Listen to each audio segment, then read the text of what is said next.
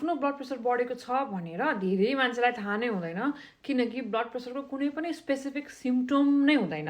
त्यही भएर आज म तपाईँलाई बिपी बढेको छ भनेर कसरी थाहा पाउने भन्ने बारे बताउँदैछु है त।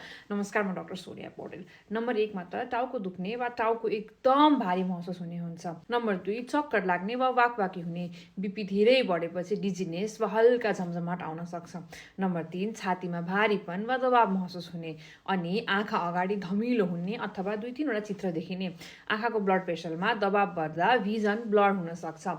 नम्बर 4 बिपी अत्याधिक बढेमा नाकबाट रगत बग्ने हुन सक्छ अनि शरीर अत्यन्तै थाक्ने, कमजोर महसुस हुने र मुटुको धड्कन असाधारण रूपले तेज भए जस्तो लाग्ने गर्छ। याद राख्नु, सबैभन्दा महत्त्वपूर्ण कुरा के हो भने धेरैजसो मानिसमा कुनै लक्षण नै हुँदैन।